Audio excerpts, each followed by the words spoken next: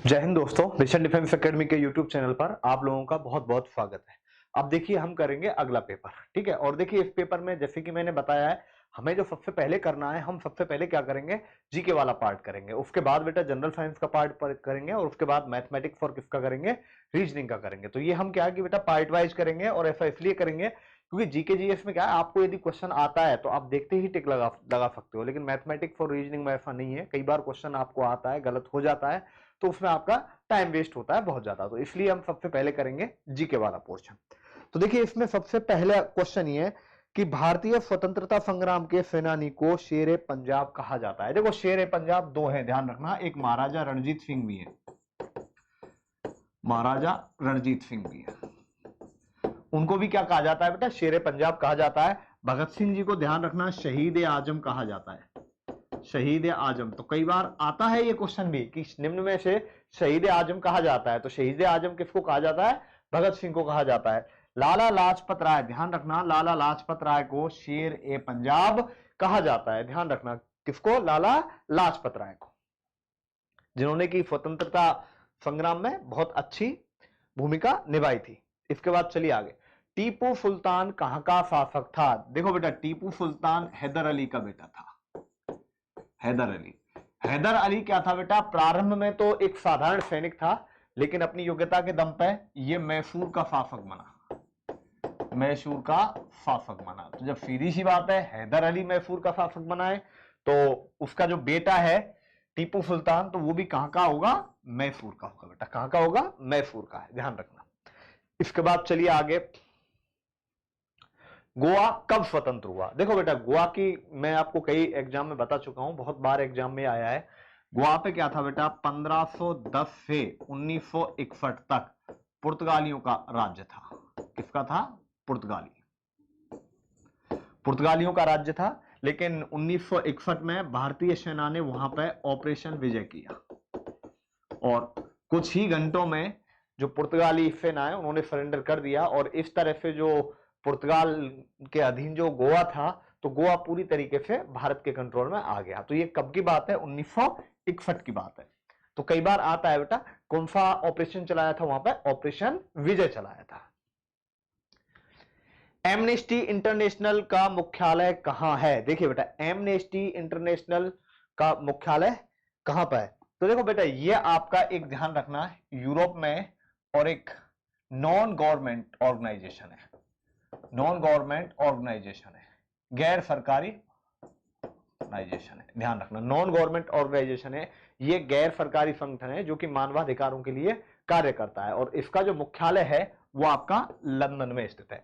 तो amnesty international का मुख्यालय कहां पर है, तो कहां पर है इसका मुख्यालय, आपका लंदन में। ध्यान रखना ये एक गैर सरकारी संगठन है, नॉन गवर्नमेंट ऑर्गेनाइजेशन है, नॉन गवर्नमेंट बॉडी है, और जो मानवाधिकारों के लिए कार्य करता है। इसके बाद चलिए आगे, गोबी नृत्य भारत के किस राज्य का है। देखो बेटा केरल की बात करें तो केरल में नृत्य कौन सा है, एक तो आपका कथकली। कर्नाटक की बात करें, देखो बेटा केरल की बात करें तो केरल का जो प्रसिद्ध नृत्य है वो कौन सा है, कथकली है। इसके बाद कर्नाटक की करें तो कर्नाटक का है यक्षगान और गुल्लू कुनिश, यक्षगान और गुल्लू कुनिश, ये आपका कहां का है बेटा, कर्नाटक का है। तमिलनाडु का जो प्रसिद्ध है वो भरतनाट्यम है। तो ध्यान रखना गोभी अब कहां का बचा, आंध्र प्रदेश का है। ध्यान रखना गोभी नृत्य भारत के किस राज्य से जुड़ा है, तो गोभी नृत्य भारत के आंध्र प्रदेश राज्य से जुड़ा हुआ है। आंध्र प्रदेश का बेटा एक और है, बाथाकम्मम, बाथाकम्मम, ये एक नृत्य और है जो वहां का प्रसिद्ध नृत्य है। लेकिन कई बार जो क्वेश्चन आता है वो आपका किसका पूछा जाता है, गोबी नृत्य का पूछा जाता है। जैसे असम का बिहू है, कथक उत्तर भारत का है, ठीक है, गरबा गुजरात का है, घूमर राजस्थान का है, झुमरी आपका बिहार का है। तो मैं आपको इन नृत्यों के बारे में बता चुका हूं सारी चीजें। इसके बाद चलिए आगे, इंटरपोल का मुख्यालय कहां पर है। देखो बेटा इंटरपोल का मुख्यालय कहां पे है, तो देखो बेटा इंटरपोल की जो स्थापना है वो 1923 में हुई थी। कब हुई थी, 1923 में हुई थी। आज लगभग ये देखो इसका क्या है बेटा, इसका जो काम है वो मेन क्या है, इसको अंतरराष्ट्रीय बोलते हैं, अंतरराष्ट्रीय आपराधिक पुलिस संघ। इसका काम क्या होता है बेटा, जो भी एक तरीके से आपराधिक गतिविधियां जो भी हो रही हैं उनको रोकने के लिए ये एक तरीके से पुलिस की मदद करती है। और लगभग ये बेटा लगभग 200 कंट्रीज में 194 से ऊपर कंट्रीज हैं, लगभग ये 194 से अधिक जो कंट्रीज हैं वहां पे काम करती है। और ध्यान रखना बेटा एक गवर्नमेंट बॉडी है कि ये, और इसका जो मुख्यालय है वो आपका लियोन में है। और लियोन कहां पे है आपका, फ्रांस में। ध्यान रखना लियोन है, लियोन कहां पे, फ्रांस में। ध्यान रखना तो इंटरपोल का मुख्यालय कहां पर है आपका, लियोन में, फ्रांस में। ध्यान रखना ये जो आपराधिक नियंत्रण में पुलिस की सहायता करती है, ध्यान रखना अपराध नियंत्रण में क्या करती है, पुलिस की सहायता करती है, पुलिस की सहायता करती है। तो इसके बाद चलिए आगे, निम्न में से किस राज्य में समुद्र तट नहीं है। देखो महाराष्ट्र, मुंबई बिल्कुल बेटा, तमिलनाडु में भी है, उड़ीसा में है, लेकिन मध्य प्रदेश एक ऐसा राज्य है जो कि कोई भी इसका समुद्र तट नहीं है। तो कई बार आते हैं बेटा क्वेश्चन, कई बार सिटी के आ जाते हैं कि कौन सी सिटी कोस्टल सिटी है यानी कि समुद्र के किनारे, और कौन सी समुद्र के किनारे नहीं है, तो वो चीज भी आपको याद रखनी है। चीन का प्रसिद्ध धार्मिक विद्वान हिनफांग किसके शासन काल में आया था। देखो ध्यान रखना बेटा चंद्रगुप्त के टाइम पे एक चीन का यात्री था फायान, वो आया था। और सबसे पहले जो चीन का यात्री आया था वो फायान ही था। और उसके बाद हिनफांग आया था। हिनफांग आया था बेटा आपके हर्षवर्धन के समय में। किसके समय में, हर्षवर्धन के समय में। समुद्रगुप्त को बता चुका हूं मैं, ये भारत का नेपोलियन कहा जाता है, क्योंकि भारत का नेपोलियन इसलिए कहते हैं इसने पूरे भारत को जीता था और अपने जीवन में कभी भी कोई युद्ध नहीं हारा था। समुद्रगुप्त ने ऐसा बताया जाता है कि इन्होंने लगभग 80 युद्ध जीते थे। और सिक्कों पर वीणा बजाते हुए इनको, इनकी आकृति है बेटा, सिक्कों पर कई बार आता है वीणा बजाते हुए कौन सा शासक है, तो सिक्कों पर वीणा बजाते हुए कौन सा शासक है, वो आपका समुद्रगुप्त है। और ये बेहतरीन सेनापति थे, बेहतरीन राजा थे, इसी वजह से इनको बेटा भारत का नेपोलियन कहा जाता है। इसके बाद चलिए आगे, भटनागर अवार्ड। देखो शांति स्वरूप भटनागर अवार्ड है वो कौन से क्षेत्र में दिया जाता है, ध्यान रखना बेटा विज्ञान एवं प्रौद्योगिकी में, प्रौद्योगिकी में उत्कृष्ट कार्य करने को, उत्कृष्ट कार्य करने को, विज्ञान एवं प्रौद्योगिकी में उत्कृष्ट कार्य करने को भटनागर अवार्ड दिया जाता है। ध्यान रखना तो रंगमंच, साहित्य, फिल्म, इनमें से कोई नहीं। तो इसका जो राइट आंसर होगा वो इनमें से कोई नहीं। देखो बेटा अवार्ड के लिए और खेलों के लिए मैंने एक अलग से वीडियो बनाई है। आप जीके जो प्लेलिस्ट है बेटा जीके में पार्ट 1 पे जाइएगा, और पार्ट 1 के बाद आपको क्या करना है, उसके बाद आप बेटा पार्ट 1 में जाओगे तो शायद खेलों से संबंधित क्वेश्चन है, और जो पार्ट 2 है उसमें मैंने अवार्ड से संबंधित क्वेश्चन डाले हैं। और ध्यान रखना बेटा अवार्ड से संबंधित जो क्वेश्चन है वो एक बार अच्छे से जरूर देख लेना, क्योंकि मिलिट्री में अभी जब आप पेपर दोगे तो आपको पता चल जाएगा कि एक क्वेश्चन आपका खेल से भी आता है बेटा और एक क्वेश्चन आपका अवार्ड से भी आता है। तो वो 2 वीडियो है, एक बार अच्छे तरीके से देख लेना। अर्थशास्त्र किसने लिखी। देखो बेटा अर्थशास्त्र ये एक प्रसिद्ध पुस्तक है जो कि चाणक्य ने लिखी। चाणक्य या कौटिल्य भी बोल देते हैं बेटा, इसका नाम मैंने बताया था, चाणक्य या कौटिल्य एक ही है। अरस्तु के बारे में जान लेते हैं बेटा, इसको फादर ऑफ बायोलॉजी कहा जाता है बेटा, जीव विज्ञान का पिता कहा जाता है। और इनकी जो प्रसिद्ध पॉलिटिक्स, द पॉलिटिक्स थी, और जीव विज्ञान भी इनकी एक प्रसिद्ध पुस्तक है, बायोलॉजी। तो ये अरस्तु है बेटा, ठीक है। तो इनको फादर ऑफ बायोलॉजी भी कहा जाता है, जीव विज्ञान के जनक कहा जाता है। और ध्यान रखना अर्थशास्त्र पुस्तक है वो किसने लिखी है, चाणक्य ने लिखी है, या कौटिल्य भी इनको कहते हैं।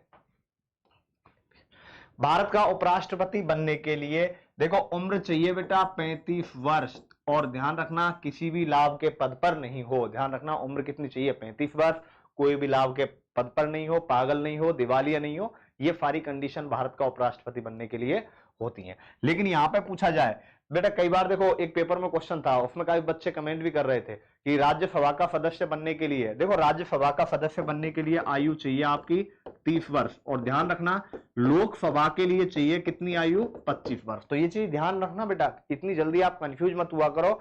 लोकसभा के लिए आयु चाहिए कितनी, 25 वर्ष, और राज्यसभा के लिए आयु कितनी चाहिए, 30 वर्ष। किस कानून को तोड़ने के लिए गांधी ने 1930 में दांडी मार्च किया था। देखो बेटा धर्म कानून, उपभोक्ता कानून, भू राजस्व कानून, नमक कानून। देखो बेटा अंग्रेज क्या है, एक नमक कानून लेकर आए थे, और नमक कानून में क्या था ऐसा जिसकी वजह से इनको ये तोड़ना पड़ा। देखो इसमें क्या था, भारतीयों को नमक बनाने का अधिकार नहीं था। ध्यान रखना भारतीयों को नमक बनाने का अधिकार नहीं था, अधिकार नहीं था। ध्यान रखना, इन्होंने एक नमक कानून बनाया था, तो इसमें क्या था बेटा, भारतीयों को नमक बनाने का अधिकार नहीं था, पहली चीज। दूसरी चीज, ये जो भारतीयों को नमक देते थे ब्रिटेन से लाके और यहीं पे नमक उनको बेचते थे, और वो उस पर बहुत सारे टैक्स लगा देते थे, इसलिए वो नमक क्या है कि बहुत ज्यादा कॉस्टली हो जाता था, बहुत ज्यादा महंगा हो जाता था। इसलिए महात्मा गांधी जी ने नमक कानून को तोड़ने का निश्चय किया और उन्होंने दांडी यात्रा की, जो प्रसिद्ध है, वो लगभग 244 या देख लेना 250 किलोमीटर के आसपास है। उन्होंने जो दांडी यात्रा की थी और उसके बाद उन्होंने समुद्र से एक मुट्ठी नमक निकालकर उस कानून को तोड़ा था। तो ये नमक कानून को तोड़ने के लिए ध्यान रखना 1930 में दांडी यात्रा की। कई बार यहां से बेटा एक क्वेश्चन और आता है कि निम्न में से कौन सा रसायन आजादी की लड़ाई में काम में लिया गया, तो कौन सा रसायन, ऑप्शन दे देता है NaCl, H2SO4, इस तरह के। तो ध्यान रखना नमक है और नमक का सूत्र क्या होता है, NaCl। तो ऐसे भी कई बार क्वेश्चन दे देता है अटकाने के लिए। तुम मुझे खून दो मैं तुम्हें आजादी दूंगा, यह कथन किसका था, यह कथन किसका था। देखो जिसको बेटा ये कथन नहीं पता हो वो फिर अपनी जिंदगी में क्या करेगा। तुम मुझे खून दो मैं तुम्हें आजादी दूंगा, ये सुभाष चंद्र बोस का था, जिन्होंने आजाद हिंद फौज की स्थापना की थी, जो आजाद हिंद फौज पे थे, और इन्होंने एक नारा दिया था कि तुम मुझे खून दो मैं तुम्हें आजादी दूंगा। सरिस्का अभ्यारण्य कहां है, देखो सरिस्का यह आपका बाघ के लिए फेमस है बेटा, टाइगर के लिए, और ये अलवर में है, जहां से बेटा आपकी क्लास चल रही है, अलवर में है, और कहां पे, राजस्थान में।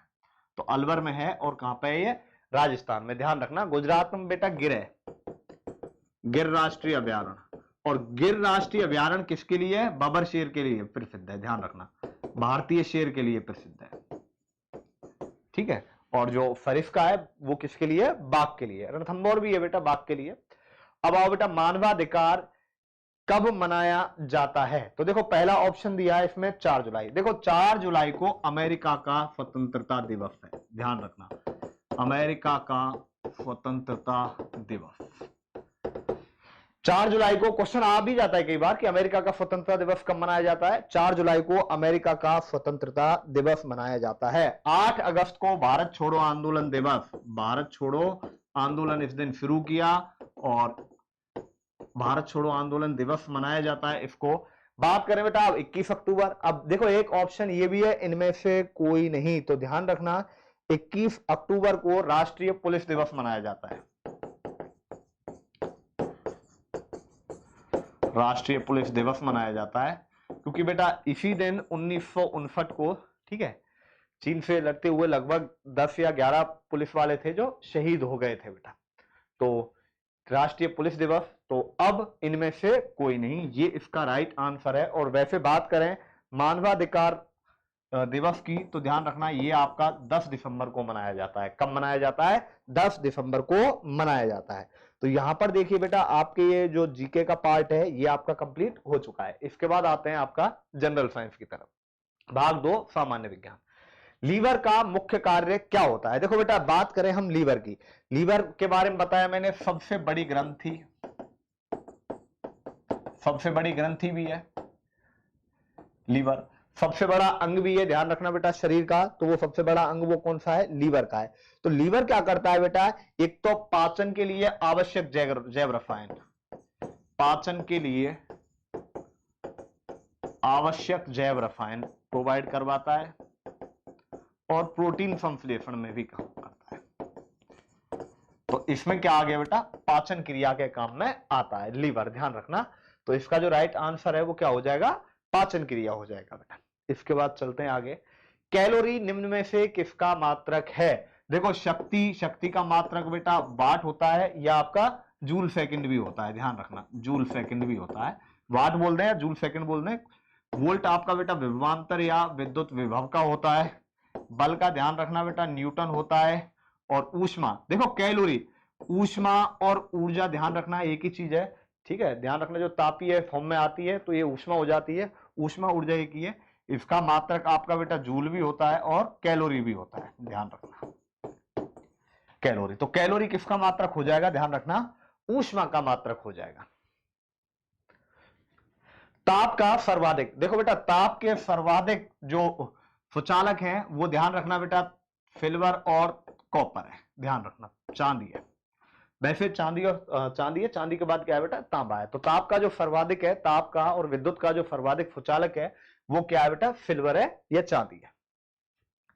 भूकंप मापने का यंत्र, देखो बेटा एक होता है हाइग्रोमीटर और एक होता है हाइड्रोमीटर। देखो दो होते हैं, ध्यान रखना बेटा, एक तो हाइग्रोमीटर दे रखा है जो ऑप्शन में है, और एक होता है बेटा, देखो हाइग्रोमीटर आता है एक तरीके से मैं कहूं आर्द्रता मापने के लिए, और एक होता है बेटा हाइड्रोमीटर, इसी में बता देता हूं हाइड्रोमीटर, उससे आपका द्रव घनत्व मापी है, द्रव घनत्व मापी होता है बेटा। देखो ध्यान रखना, हाइड्रोमीटर से द्रव घनत्व मापा जाता है और हाइग्रोमीटर से आर्द्रता। लैक्टोमीटर से क्या होता है बेटा, आपकी दूध की शुद्धता, दूध की शुद्धता किससे मापी जाती है, लैक्टोमीटर से। अब देखो बेटा ये रिएक्टर है, ध्यान रखना, एक तो होता है रिएक्टर स्केल, रिएक्टर स्केल पर भूकंप की तीव्रता मापी जाती है, भूकंप की तीव्रता मापी जाती है, रिएक्टर स्केल है उससे आपकी भूकंप की तीव्रता मापी जाती है। बात करें सीस्मोग्राफ से, तो देखो बेटा सीस्मोग्राफ क्या करता है, देखो सीस्मोग्राफ से एक तो भूकंप की तीव्रता, तीव्रता ये भी मापी जाती है। इसके बाद बेटा ऊर्जा, कितनी ऊर्जा निकली है, भूकंप का केंद्र क्या होगा, और जो भूकंप है, भूकंपीय तरंगें कितने समय उत्सर्जित हुई हैं। तो ये जो सारी जानकारी है वो सीस्मोग्राफ से मापी जाती है, ध्यान रखना। और भूकंप का अध्ययन किया जाता है उसे हम सीस्मोलॉजी बोलते हैं। सीस्मोलॉजी किसको बोलते हैं, जिसमें क्या करते हैं बेटा, भूकंप का अध्ययन करते हैं। तो ध्यान रखना जहां रिएक्टर स्केल और सीस्मोग्राफ दोनों आ जाए वहां राइट आंसर क्या होगा, सीस्मोग्राफ होगा। ध्यान रखना, देखो रिएक्टर से तो क्या है, केवल भूकंप की तीव्रता का पता लगाया जाता है, लेकिन सीस्मोग्राफ से आपकी भूकंप की तीव्रता कितनी है, ठीक है, भूकंप में कितनी ऊर्जा निकली है, भूकंप का केंद्र कहां है, कौन कौन सी जगह इसने इफेक्ट किए हैं, भूकंप कितने समय तक रहा है, तीव्रता कितनी है कितनी नहीं है, ये सारी जानकारी है वो सीस्मोग्राफ से मिलती है। और जो भूकंप का अध्ययन किया जाता है बेटा उसको क्या कहा जाता है, विज्ञान की शाखा को सीस्मोलॉजी कहा जाता है। इसके बाद चलिए आगे, दूर की वस्तु को देखने के लिए किस यंत्र का प्रयोग किया जाता है। देखो हमें दूर की वस्तु देखनी है, टेलीविजन बिल्कुल भी नहीं है बेटा, सूक्ष्मदर्शी, सूक्ष्मदर्शी से क्या है कि जो आपकी चीजें होती हैं छोटी बेटा, बहुत छोटी, उनको देखने के काम में आती है। दूरबीन, बिल्कुल दूर की चीज को देखने के लिए काम में क्या आता है बेटा, दूरबीन आता है। पानी का घनत्व सबसे अधिक कौन से तापमान पर होता है, देखो पानी का घनत्व सबसे अधिक, ध्यान रखना बेटा 4 डिग्री सेल्सियस पर होता है, जीरो नहीं कर देना है हमें यहाँ पे। तो पानी का घनत्व बात करें सबसे अधिक कहां पर होता है, 4 डिग्री सेल्सियस पे, ठीक है। और पानी का जो क्वथनांक होता है वो कितना होता है, 100 डिग्री सेल्सियस। अब -4 क्या, -40 क्या है, ध्यान रखना इस पर आपका बेटा डिग्री और फारेनहाइट, मैं कहूं बेटा डिग्री सेल्सियस और फारेनहाइट दोनों कैसे होते हैं, बराबर होते हैं। वो किस पे होते हैं, -40 पे होते हैं। बल का MKF पद्धति में मात्रक है, देखो बेटा बल क्या होता है, F =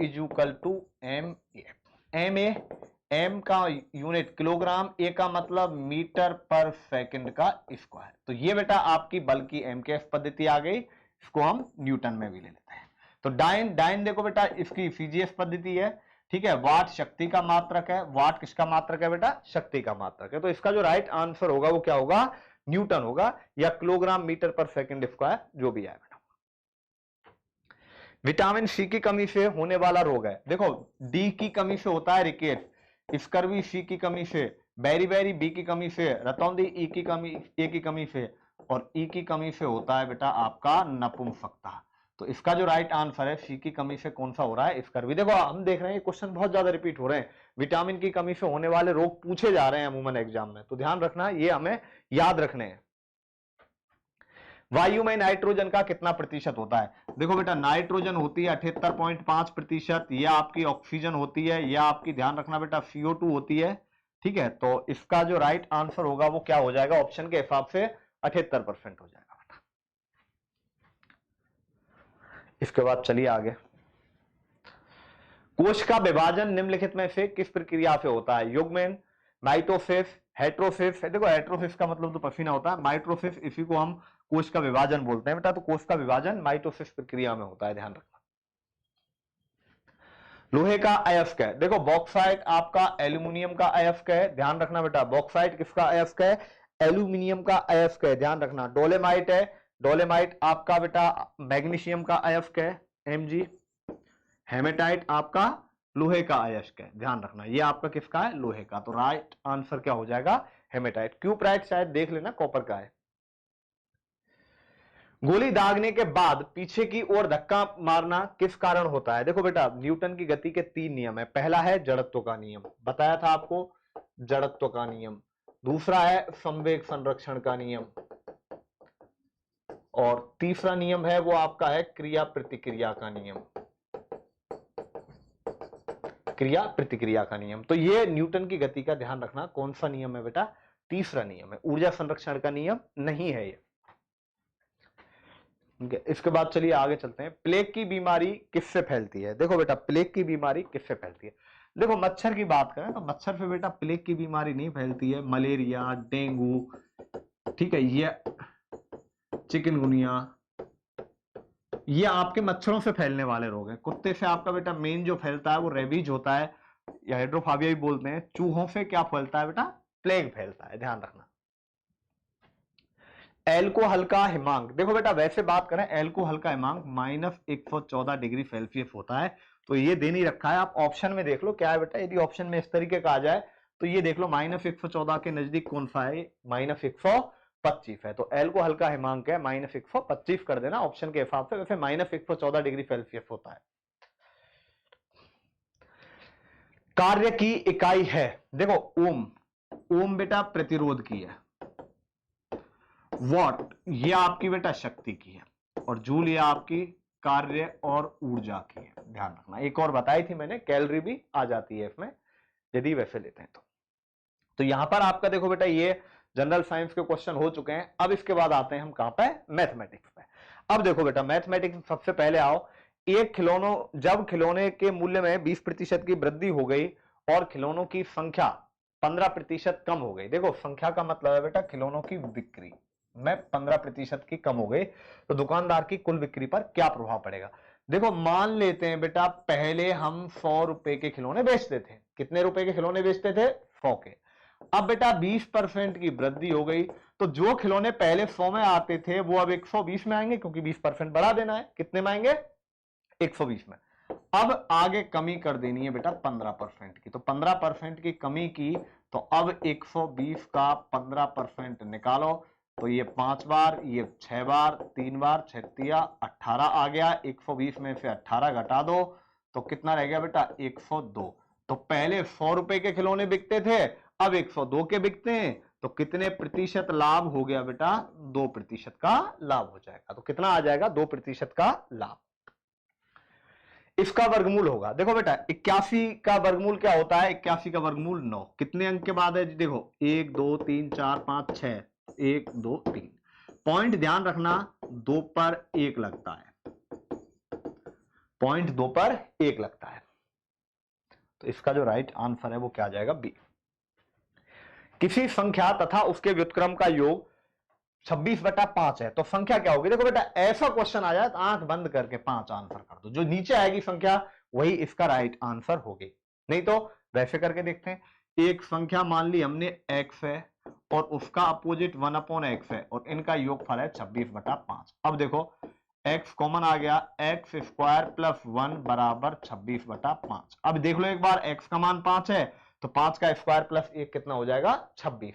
तो इसका जो राइट आंसर आएगा वो क्या आएगा, राइट आंसर 5 आ जाएगा। ध्यान रखना कोई भी संख्या और उसके व्युत्क्रम का जो योगफल है वो कितना आ रहा है, 26/5 है। तो ध्यान रखना यहां जो नीचे संख्या आएगी डायरेक्ट आप उसी पर टिक लगा दो, क्योंकि सॉल्व करोगे तब भी आंसर आपका यही निकल के आएगा।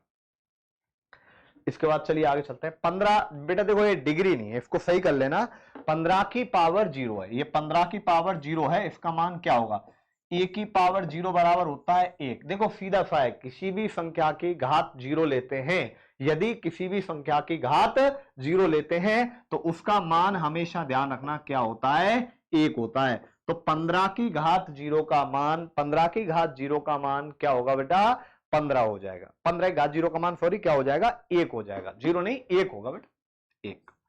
ठीक है, किसी भी संख्या की घात यदि 0 है तो उसका मान हमेशा 1 होता है। इसके मूल होंगे, देखो बेटा मूलों की प्रकृति मैंने बताया है, यदि बी स्क्वायर माइनस 4ac 0 से बड़ा है तो मूल कैसे होंगे बेटा, मूल वास्तविक होंगे। और यदि पूर्ण वर्ग है तो परिमेय, और पूर्ण वर्ग नहीं है तो अपरिमेय। B square minus 4ac is less than 0 है तो आपके मूल काल्पनिक होंगे। और यदि बी स्क्वायर माइनस 4ac बराबर 0 है तो मूल आपके बराबर होंगे। मूल कैसे होंगे, आपके बराबर होंगे। तो यहां बेटा ए का मान कितना है 3, बी का मान 7 और सी का मान कितना है 5। सी का मान कितना है 5।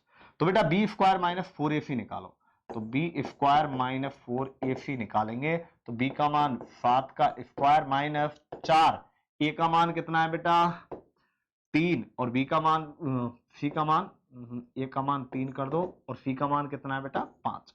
तो 49 माइनस 4 या 12 पंजे 60 कितना आ गया -11। अब ये -11 आ गया तो इसका मतलब मूल कैसे होंगे बेटा इसके बताओ, काल्पनिक होंगे। मूल कैसे होंगे, काल्पनिक होंगे, जो कि ऑप्शन में नहीं दिया गया है। बराबर परिमेय अपरिमेय, एक बार दोबारा मैं एक बार क्रॉस चेक कर लेता हूं क्वेश्चन को। ए का मान 3 आ गया, बी का मान 7 आ गया, सी का मान 5 आ गया। तो 7 का स्क्वायर माइनस 4ac ए 3 सी का मान 5 बिल्कुल सही है।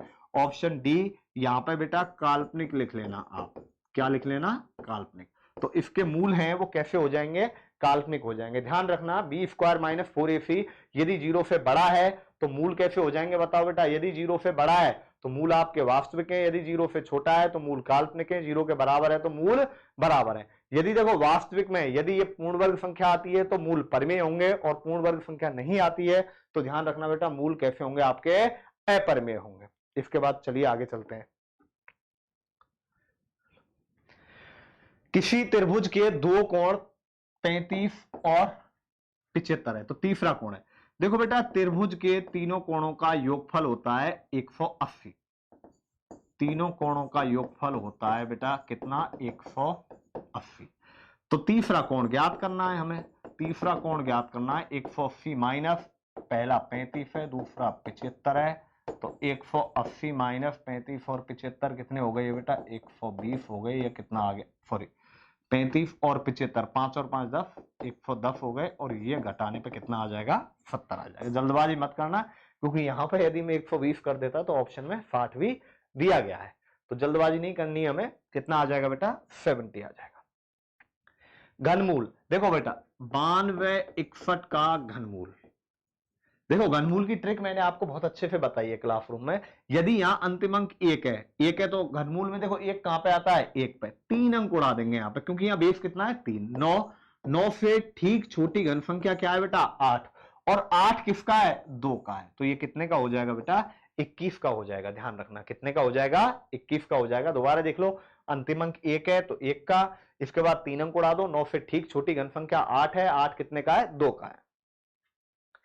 एबीसी ने क्रमशः 7,000 9,000 11,000 रुपए लगाकर व्यापार आरंभ किया। वर्ष के अंत में 8100 रुपए का लाभ हुआ। तो बी का हिस्सा ए बी और सी ने कितना लगाया 7,000 9,000 11,000। तो देखो बेटा 30 से 30 30 तो 7:9:11 यही इनके किसका अनुपात होगा, लाभ का अनुपात होगा। क्योंकि ध्यान रखना बेटा लाभ बराबर होता है पूंजी गुणा समय। पूंजी आपकी देखो 7,000 9,000 11,000 है, लेकिन समय बराबर है तो आप गुणा 1 का करो या मत करो उससे कोई फर्क नहीं पड़ेगा, पूंजी के अनुपात में ही लाभ मिलेगा। अब बी का हिस्सा पूछा है, वैल्यू सिस्टम लगा दो बेटा। उसका कुल लाभ कितना है 8,100। कितना है कुल लाभ 8,100। यहां पे कुल लाभ देखो 9 और 7 16, 16 और 11 कितना हो गया बेटा 27, गुणा में बी का पूछा है तो बी का कितना है 9 9 तिया 27 और 3 से कितनी बार कट गया ये 2700 बार। तो इसका जो राइट आंसर है वो क्या आ जाएगा 2700 रुपए आ जाएगा। बेटा ध्यान रखना किसका हिस्सा आ जाएगा, ये बी का हिस्सा आ जाएगा। ए का पूछे तो गुणा 7 का कर दो, सी का पूछे तो गुणा 11 का कर दो। इसके बाद चलिए आगे क्वेश्चन नंबर 39। इनमें से कौन सा सही है। देखो बेटा ये एक फॉर्मूला है ए क्यू प्लस बी क्यू और देखो ए क्यू प्लस बी क्यू का फॉर्मूला क्या होता है, देखो इसको मैं आपको बता देता हूं बेटा। A Q plus B Q, ध्यान रखना एक फॉर्मूला होता है, ये होता है A plus B, A square plus B square minus A B. एक तो ये देख लो, तो ये कहीं नहीं दे रखा, कोई दिक्कत नहीं है। यहां पे देखो ए क्यू प्लस बी क्यू, यहां पे ये दे रखा है नहीं है, चलो छोड़ते हैं। एक फॉर्मूला और है वो भी देख लेते हैं बेटा। वो फॉर्मूला है ए प्लस बी का क्यूब होता है, ये A cube plus B cube plus 3ab A plus B, 3ab और ए प्लस बी। तो यहां से बेटा A cube plus B cube का एक फॉर्मूला और निकलता है, तो ये हो जाता है ए प्लस बी का क्यूब माइनस 3ab और ए प्लस बी, क्योंकि उसको इधर लाएंगे तो किसका हो जाएगा, माइनस का हो जाएगा। तो यहां पे बेटा मेरे हिसाब से थोड़ी सी चिन्ह की मिस्टेक कर दी है, तो यहां ये कर लेना, पहले में प्लस की जगह क्या कर देंगे, -3ab ए प्लस बी कर देंगे। देखो इस तरीके से या माइनस का चिन्ह कर देंगे, उसके बाद ये सही हो जाएगा। तो इसको थोड़ा सा ठीक कर लेना, ध्यान रखना ये दो फॉर्मूले बनते हैं, ऐसे माइनस का फॉर्मूला बनता है, ठीक है ना। इसके बाद चलिए आगे चलते हैं, इसको ठीक कर लेने, प्लस की जगह क्या कर लेंगे हम, माइनस कर लेंगे। तो कौन सा ठीक हो जाएगा, पहले वाला ठीक हो जाएगा। पंचमुखी, पंचमुखी के बाहरी कोणों का, पंचमुखी इसको बेटा पंचभुज बोलते हैं। क्या बोलते हैं, पंचभुज, जो कि ऐसे बनता है, देखो बेटा ऐसे, ये आपका पंचभुज है। अब ध्यान रखना, मैं कहूं बेटा आंतरिक कोणों का योग, बहुभुज की बात करूं मैं कि आंतरिक कोण, आंतरिक कोण मतलब भीतर वाले कोण, आंतरिक कोणों का योग होता है n-2 गुणा में 180।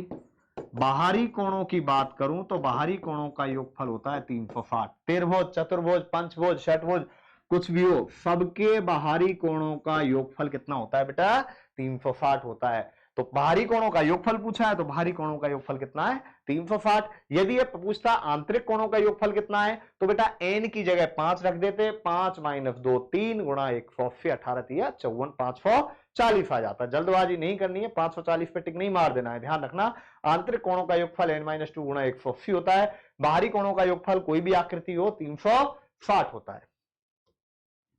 एक वृत्त की त्रिज्या 7 सेंटीमीटर है, तो देखो वृत्त का क्षेत्रफल होगा पाई आर स्क्वायर, पाई का मान 22/7, आर का मान 7 गुणा 7 और 22/154 सेंटीमीटर स्क्वायर आ जाएगा। तो इसका जो राइट आंसर आएगा वो आपका 154 सेंटीमीटर नहीं आएगा बेटा, इसको सही कर लेना, सेंटीमीटर स्क्वायर आएगा, क्योंकि क्षेत्रफल की जो यूनिट होती है वो मीटर स्क्वायर, सेंटीमीटर स्क्वायर इस तरीके की होती है। एक घड़ी का अंकित मूल्य 3200 रुपए है, इसे दो क्रमिक बट्टों के साथ रुपए 2448 में बेचा जाना है। यदि पहला बट्टा 10% है तो दूसरा बट्टा होगा। देखो बेटा एक बार, अंकित मूल्य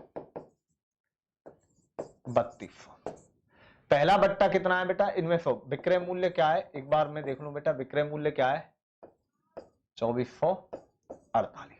तो मैं पहला बट्टा दे रहा हूं बेटा, पहला बट्टा 10% का है, तो 10% 3200 का कितना आ गया, 320।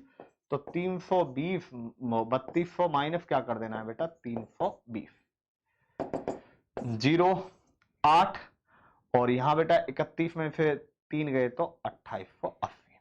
अब 2880 में छूट दी है तो मूल्य आपका ये आ जाता है।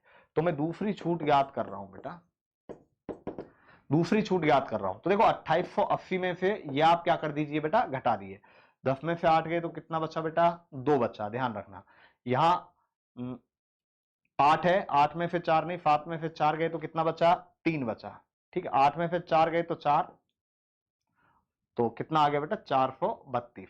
अब ये 432 आ गया बेटा, ध्यान रखना 432 रुपए की छूट दी है। अब 432 रुपए की छूट दी है दूसरी, अब ये दी कितने पे बेटा, एक बात बताओ, 2880 पे, 2880 पे प्रतिशत ज्ञात करना है, तो गुणा में क्या आ जाएगा 100। अब बेटा हमें इसको काटना पड़ेगा, देखो काटने पर क्या आएगा, 0 से काट दो बेटा 0, 2 से काटा 144 और 2 से काटा 5 बार, 144 से काटेंगे तो मेरे हिसाब से बेटा, चलो इसको पहले 4 से काट दो, 4 तिया 12, 4 छिक्की 24, 4 एकम 4, 0 8 और 36 से 3 बार कट गया, 5 तिया कितना आ गया बेटा 15%। ध्यान रखना अंकित मूल्य 3200 रुपए और 2 बट्टों के बाद इसको 2448 रुपए में बेचा है, पहला बट्टा 10% है, तो बेटा देखो 3200 का 10% 320 आ जाएगा, तो पहला बट्टा देने के बाद 320 घटा देंगे, 3200 में से 320 घटाया 2880 आ गया। अब जो दूसरा बट्टा दिया है 2880 पे दिया है, कितने का दिया है 2880 में से ये हम घटा देंगे, और ये घटाने के बाद हमारे पास बट्टा आया 432 का, ये कितने पे दिया है 2880 पे दिया है, हमें दूसरा बट्टा प्रतिशत में ज्ञात करना है, तो गुणा 100 का हो जाएगा, तो ये कितना आ जाएगा आपका 15% आ जाएगा बेटा, कितने प्रतिशत 15%। किसी समीकरण त्रिभुज की समकोण बनाने वाली भुजाएं 5:12 में, तो त्रिभुज का क्षेत्रफल, देखो बेटा समीकरण नहीं है ये समकोण त्रिभुज है, इसको ठीक कर लेना, समकोण त्रिभुज की समकोण बनाने वाली भुजाएं 5:12 में, तो मान लेते हैं बेटा 5x और 12x है, और ये कौन सी है बेटा ध्यान रखना, ये समकोण बनाने वाली भुजाएं, यानी कि आप ऐसे समझो कि आधार और लंब का अनुपात दिया, ये आधार मान लो एक और ये क्या मान लो लंब। समकोण त्रिभुज के क्षेत्रफल की बात करूं 1/2 आधार गुणा में ऊंचाई होता है या लंब होता है। अब 1/2 आधार गुणा ऊंचाई, तो 12x गुणा 5x बराबर कितना आ गया बेटा 270 है, 2 से काट देंगे, कितनी बार कट गया 6 बार, 5 30x² बराबर 270, तो ध्यान रखना x² बराबर 9 आ गया, तो x बराबर कितना आ गया 3 आ गया, तो ये 5 गुणा 3 ये आ गया 15, और ये आ गया बेटा 12 गुणा 3 कितना आ गया 36 आ गया, 12 गुणा 3 कितना आ गया 36 आ गया। अब आपसे पूछा है कर्ण की लंबाई क्या है, तो बेटा कर्ण क्या होता है बताओ, कर्ण का स्क्वायर बराबर आधार का स्क्वायर प्लस लंब का स्क्वायर, तो ये क्या हो जाएगा बेटा आधार का स्क्वायर प्लस लंब का स्क्वायर, कर्ण का स्क्वायर ज्ञात करना है, तो एक बेटा 15 का स्क्वायर कर दो, और दूसरा कितने का स्क्वायर है बेटा 36 का स्क्वायर कर दो। देखो 15 का स्क्वायर, आप देखो 15 का स्क्वायर होगा बेटा 225, प्लस बात करें बेटा 36 का स्क्वायर, अब देखो 36 का स्क्वायर होगा, आप कर लो बेटा एक बार, 36 गुणा 36 करेंगे, 36 सिक्की 216 आ गया, हासिल 21, 36 दिया कितना आ गया बेटा 108 आ गया, और 108 में ये जोड़ूंगा तो ये 1296 आ जाएगा, क्योंकि 108 में हमें 21 जोड़ना है, तो 129 आ जाएगा, तो 1296। अब ये जोड़ो बेटा 6 और 5 11, 9 और 2 11, और एक 12 आ गया बेटा, और 2 और 2 4, और एक 5 आ गया 3521, और 3521 आपका ध्यान रखना 39 का वर्ग है, किसका वर्ग है ये 39 का वर्ग है, ध्यान रखना ये कर्ण का स्क्वायर आया है, तो ये इसका जो राइट आंसर आ जाएगा वो क्या आ जाएगा बेटा 39 आ जाएगा। सीधा सा क्वेश्चन है, आप भुजाओं का अनुपात दिया है 5:12, तो ये 5x और क्या हो जाएगा 12x हो जाएगा, ये 5x और 12x हो जाएगा, तो बेटा आधार गुणा ऊंचाई इसका क्षेत्रफल है, तो 5x गुणा 12x बटा 2 बराबर 270, x का मान 3 आ गया, आधार और लंब का मान आ जाएगा, और पाइथागोरस प्रमेय लगा के हम किसका मान ज्ञात कर देंगे कर्ण का मान ज्ञात कर देंगे। अगला क्वेश्चन, यदि a प्लस बी प्लस सी बराबर 1 है, और ये भी कितना है 1/3 है। देखो बेटा ऐसा क्वेश्चन आ जाए कहीं पे, आप यदि वैसे करोगे तो ये बहुत ज्यादा बड़ा हो जाएगा, हम इसको डायरेक्ट वैल्यू लेके करेंगे बेटा, वैल्यू से सेटिस्फाई करवाना है, तो एबीसी के ऐसे मान सोचो अपनी तरफ से कि भाई ये 1 आ जाए, तो मैं 1/3 मान लू, क्योंकि 3 संख्या है, 1/3 मान लू, 1/3 मान लू, 1 आ जाएगा, ये तो सेटिस्फाई कर रहा है भाई। एक बार इसको भी देखें, 1/3 तिया 9, ये 1/9, ये 1/9, तो ये 3/9 आ जाएगा, तो ये कितना आ गया 1/3, तो इसका मतलब एबीसी के मान 1/3, 1/3 और 1/3 लेते हैं, तो ये समीकरण को पूरी तरह से संतुष्ट करते हैं, तो यही इनके क्या हो जाएंगे बेटा मान हो जाएंगे, और इनका अनुपात क्या आ जाएगा 1:1:1, तो ये इसका राइट आंसर हो जाएगा बेटा 1:1:1। चक्रवृद्धि ब्याज पर उधार दी गई कोई धनराशि 2 वर्ष में, देखो 2 वर्ष में कितनी हो गई बेटा 1460, 3 वर्ष में 1606। अब सीधा देखो 2 वर्ष के बाद जो हम पर ब्याज लगेगा वो 1460 पर लगेगा, यानी कि ये आपका मूलधन हो गया और ये आपका मिश्रधन हो गया। इस जब ये मिश्रधन है तो ये मूलधन, तो आप बेटा ब्याज देखो कितना लगा, ब्याज की दर ज्ञात करते हैं डायरेक्ट, ब्याज देखो ये घटाओ 6, देखो इसमें से मैं घटा रहा हूं डायरेक्ट, 1606 में से मैं 1460 घटा रहा हूं, तो देखो इधर 6 में से 0 गया तो 6, अब 0 में से 6 गया तो बेटा कितना बचा 4, आगे 140 बट्टा में कितना आ गया 1460 गुणा में 100, तो 0 से 0, 140 से 140 कितना आ गया बेटा 10% आ गया, तो आपका जो राइट आंसर है वो क्या आ जाएगा इसका 10% आ जाएगा। इसके बाद चलिए आगे। सूर्योदय के समय युवराज एक बगीचे में खड़ा हुआ है। मितुल जो उसकी ओर आ रही है, उसकी परछाई, देखो मितुल की परछाई है। पहले बात करें हम सूर्योदय की, तो ध्यान रखना बेटा सूर्योदय इस तरीके से होगा, तो परछाई कहां होगी ये बताओ। परछाई आपकी कौन सी दिशा में होगी? पश्चिम दिशा में होगी। कौन सी दिशा में होगी? पश्चिम दिशा में। अब आगे बोला है बगीचे में खड़ा था, मितुल उसकी ओर आ रही है, उसकी परछाई युवराज के बाएं पड़ रही है। तो देखो युवराज इस तरह से खड़ा करूंगा तो इधर बायां हो जाएगा और इधर दायां हो जाएगा, और इधर खड़ा करूंगा तो इधर क्या हो जाएगा बेटा? दायां, और इधर क्या बनेगा? बायां। अब परछाई देख लो बाईं ओर पड़ रही है, तो परछाई तो इधर ही पड़ेगी और इधर युवराज की बाईं ओर है, यानी कि ये गलत है, इसका मतलब ये सही है। तो युवराज का मुख कौन सी दिशा में बेटा? उत्तर दिशा की ओर है। ध्यान रखना उत्तर दिशा की ओर है। जब ये उत्तर दिशा की ओर खड़ा होगा तो इसका जो बायां हाथ है वो पश्चिम दिशा की ओर होगा, और पश्चिम दिशा की ओर ही ध्यान रखना सूर्योदय के समय परछाई आएगी। यदि बात करें बेटा सूर्यास्त की, तो सूर्यास्त के समय जो परछाई है वो पूरब की ओर जाएगी। इसके बाद अगला, ए और बी बहनें। देखो बेटा ए और बी बहनें, तो ध्यान रखना इन सर्किल करना है। सी ए का भाई है बेटा, सी ए का भाई है, डी ई का भाई है। अभी डी और ई का कोई लिंक नहीं है। ई बी की बेटी है, ई बेटी है किसकी? बी की। और डी ई का भाई है, डी भाई है किसका? ई का। तो भाई है, तो बेटा इस तरीके से बंद करेंगे। तो डी की मौसी कौन है? बहन, माँ, माँ की बहन मौसी, तो इसकी मौसी कौन हो जाएगी? ये हो जाएगी। देखो ये डी है बेटा, ये डी की माँ हो गई, और माँ की बहन क्या हो जाएगी? मौसी। और ये सी की बात करें तो सी क्या हो जाएंगे बेटा? नाना जी। बेमेल छाटी है, जड़, तना, पौधा, फूल। देखो जड़, तना, फूल ये सब पौधे का क्या होता है? भाग होता है। मकान किराया, देखो मकान किराया देता है, उसी तरह से पूंजी क्या देती है बेटा? ब्याज देती है। ध्यान रखना, तो इसका क्या हो जाएगा? ब्याज हो जाएगा। इसके बाद चलिए लास्ट क्वेश्चन। शुक्रवार को एक नियोजित सम्मेलन स्थान पर पहुंचकर मैंने जाना कि मैं निर्धारित दिन से 2 दिन पूर्व आ गया हूं। तो देखो प्रोग्राम कब का था? शुक्रवार को पहुंच गया बेटा मैं, शुक्रवार, शनिवार और रविवार, 2 दिन पहले पहुंच गया, तो यानी कि जो प्रोग्राम है वो कब का है? रविवार का है। ध्यान रखना प्रोग्राम कब का है? रविवार का है। यहां से हमें इतना पता चल रहा है। यदि मैं आगामी बुधवार को जाता, सोमवार, मंगलवार और बुधवार को जाता, तो बताओ कितने दिन की देरी से? देखो जब मैं शुक्रवार को जा रहा हूं तो बेटा 2 दिन जल्दी जा रहा हूं, और यदि बुधवार को जाऊंगा तो देखो 1 2 3 दिन लेट जाऊंगा बेटा। तो कितने दिन बाद हो गए?